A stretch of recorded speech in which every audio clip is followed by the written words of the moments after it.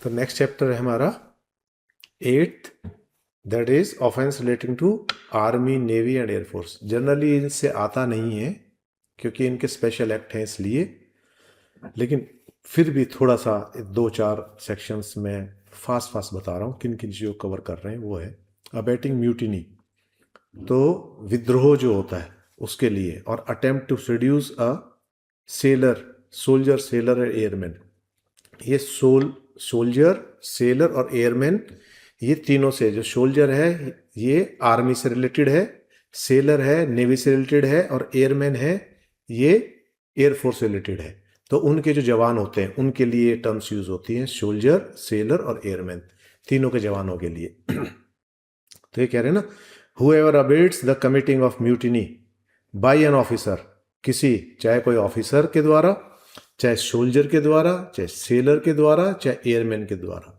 अब ये ऑफिसर कौन है? तीनों विंग के जो ऑफिसर है वो एयरफोर्स का ऑफिसर भी हो सकता है, और नेवी का भी हो सकता है, और वो आपके आर्मी का भी हो सकता है। और इसी तरह से soldier refers to army, sailor to navy and airman for air force. तो ये हो सकता है in army, navy and air force दे रखे ना, यहाँ लिख भी रखे। Of the government of India, किसकी? आर्मी, नेवी और एयरफोर्स किसकी होनी चाहिए? गवर्नमेंट ऑफ इंडिया की। और attempt to seduce any such officer, soldier, sailor, airman from his allegiance और his duty shall be punished. उसको दबाता है, उसकी ड्यूटी करने से रोकता है, कुछ और करता है, तो या इस तरह की कोशिश करता है क्रांति करने की, विद्रोह करने की, ठीक है, विद्रोही कहा जाएगा, क्रांति तो क्या कही जाएगी उसको, यदि डिससेटिस्फेक्शन लगी। जैसे आपने देखा था, तो ये 1857 की क्रांति, वो क्रांति हम इसलिए कह रहे हैं कि उस समय हम गुलाम थे इसलिए कह रहे हैं क्रांति, लेकिन आज की तारीख में कोई करता है तो क्रांति नहीं है, वो द्रोह के उसमें आएगी वो म्यूटिनी, ठीक है, विद्रोह के डेफिनेशन में आएगी, ठीक है। 1857 क्रांति थी ना, Mangal Pandey, he was just a सिपाही, उससे शुरू हुई थी, वहां से शुरू हुई थी, he was the hero of that, तो वो उसका हीरो था। ऐसे ही यहाँ पर यदि कोई कोशिश करता है, तो यहाँ पर क्या है, क्योंकि भारत प्रभुता संपन्न देश है, सोवरेन कंट्री है, और उसकी नेवी, एयरफोर्स और आर्मी, इन तीनों को डिस्टर्ब करने की कोशिश करता है किसी भी तरह से, उनके अगेंस्ट कुछ भी कार्य काम करता है, तो वो किस में आ जाएगा? 159 के अंदर आ जाएगा, ठीक है। और कितनी सजा है? इम्प्रिजनमेंट ऑफ लाइफ और या 10 साल। ऐसे ये है अबेटमेंट, यदि उकसावा करता है इस चीज़ के लिए, किसी भी तरह से प्रेरित करता है, उकसाता है, फैसिलिटेट करता है, तो सब इसमें आ जाएगा, 160 के अंदर आ जाएगा। और इसकी सज़ा कितनी है? Imprisonment of life and extend to 10 years. Abets assaults any, whoever abets an assaults by an officer, soldier, और ये, तो असॉल्ट होता है डर, डरा के, जैसे मैं ये कर दूंगा, तो मैं जैसे कह रहा हूं ना, और उस डर के अंदर क्या होना चाहिए कि ये कर देगा, ये सम्मिलित होना चाहिए। जैसे मैं ये कहूं कि एक तो मैं कहूं फेंक के मारूं, एक मैं कहूं फेंक के मारूं, तो मेरा जो जेस्चर है वो क्या जताना चाहिए कि मैं ये काम कर ही दूंगा। तो असॉल्ट और क्रिमिनल फोर्स में अंतर होता है। क्रिमिनल फोर्स से पहले की जो स्टेज होती है वो, ठीक है, any superior officer being in the execution of his office, उसके अगेंस्ट यदि करता है तो बहुत गंभीर बात हो जाती है किसी भी ऑफिसर के ऊपर, क्योंकि फोर्स का आधार क्या है? डिसिप्लिन। फोर्स जो चलती है वो डिसिप्लिन से चलती है, और उस डिसिप्लिन के अंदर your etiquettes, how to have a dialogue with an officer, किस तरह से आप बात रखेंगे, किस तरह से बात करेंगे, किस तरह से, सारी चीज़ें उसके अंदर आ जाएंगी। तो यदि कोई भी इस तरह से करता है असॉल्ट, और ये सब आ जाएगा सुपीरियर ऑफिसर्स के, तो किस में आ जाएगा? ये भी punishable with either description 3 years, 3 साल के। हुएवर अबेट्स एन असॉल्ट, उसमें भी 7 साल तक है। Assault by an officer, soldier और sailman in the army, air force और any superior officer being the execution office, तो he shall, if such assault be committed in consequence of abatement, be punished with the imprisonment of either description which makes sense। और किसी के उकसावे, किसी के बहकावे में यदि वो असॉल्ट करता है तो कितना हो जाएगी सजा? 7 साल तक की।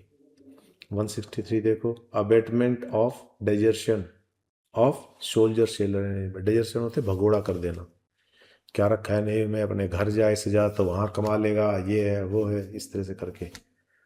और यहाँ जूते पीटेगा, कुछ नहीं मिलने वाला, ये सब इस तरह का उकसावा देना।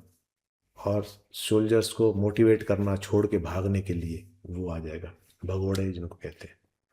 हार्बरिंग डेजर्ट, जो इस तरह से भाग के जाते हैं उनको पनाह देना, तो उसके लिए कितनी सजा है, 2 साल की है।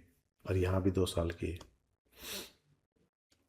लेकिन वही है, इसके अंदर वो प्रिविलेज आ गया ना वो। यदि कोई पत्नी अपने घर चला जाता है और पत्नी उसको कहीं छुपा देती है, या पत्नी फोर्स के अंदर है, पति कहीं छुपा देता है, तो नहीं आएगा, पति पत्नी के अगेंस्ट केस नहीं बनेगा ये। Deserter concealed on board merchant vessel through negligence of master. ये अब ये क्या है, मर्चेंट वेसल क्या है, मर्चेंट वेसल इसलिए यूज हो रहे हैं जो नेवी के, मर्चेंट नेवी के जहाज होते हैं। 2 तरह के होते हैं, एक तो होता है नेवी, आर्मी, मतलब जो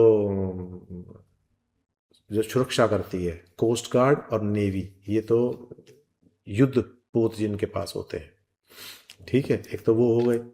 और एक हो गए मर्चेंट, जो सामान वामान ढोते हैं, बाहर से सामान लेके आना विदेशों से, और विदेशों में सामान लेके जाना, ये।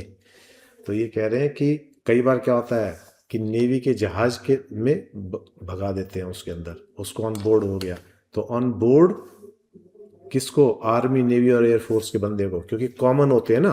आपने देखा होगा कि ये जो पोर्ट होते हैं कॉमन होते हैं, तो वहीं तो आर्मी नेवी वगैरह के पोर्ट आके लगते हैं, और उसी के थोड़े से आगे वो होते हैं, तो कॉमन सी एंट्रेंस जो है ना वो हो जाती है, तो इस वजह से वहां पर।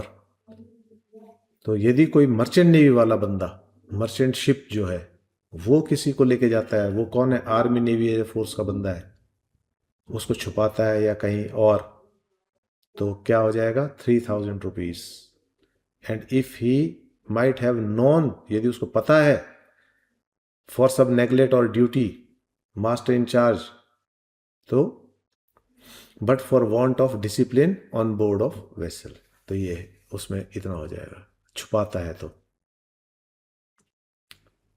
इग्नोरेंट ऑफ सच कंसीलमेंट, यहां है इग्नोरेंट, उसको पता नहीं है, तो be liable to penalty not exceeding 3000 rupees. तो क्या है कि मान लो मैं I am the captain of ship, और मुझे नहीं पता, कोई बंदा आ गया, तो हम, क्योंकि क्या है यहाँ किस लिए बोल रहे हैं बात, कि जो वहाँ से रिटायर्ड होते हैं उनको नौकरी मिल जाती है मर्चेंट शिप्स पे, जो नेवी से रिटायर्ड होते हैं, सेलर होते हैं, जो ये होते हैं, औरों को भी नौकरी मिल जाती है। तो वहाँ जब नौकरी मिलती है तो कहते हैं साहब मैं रिटायर हो गया, और अपना आई कार्ड वगैरह दिखा दिया और नौकरी पे आ गया। तो यहाँ उस ऑफिसर को नहीं पता कि ऐसे ऐसे भगोड़ा है, तो भी पेनल्टी है, क्योंकि ये है if he might have non such concealment but for some neglect on his duty as such a master and person in charge, but for some want of discipline on board of the vessel। तो इसलिए नहीं, वो कि वहाँ discipline होना बहुत ज़्यादा ज़रूरी है, ये इसलिए उसके लिए यहाँ पर इसको पनिशमेंट दी जा रही है। 166 देखो ऐसे ही, तो वो भी इसी तरह से है। Airman government of India shall if the act of insubordination be committed in consequence of abetment, उकसावे के उसमें होता है, तो इम्प्रिजनमेंट कितनी हो जाएगी, 2 साल की हो जाएगी। No person subject to the air force act 1950, army act 1950 and navy shall be subject to punishment under this संहिता for any offences defined in this chapter. No person subject to यदि है तो वहां shall be subject to the punishment under this संहिता, क्योंकि जहां वो लागू हो जाएगा वहां पर संहिता लागू नहीं होगी, वो है। तो ये है वियरिंग ग्रैब और कैरिंग टोकन यूज्ड बाय,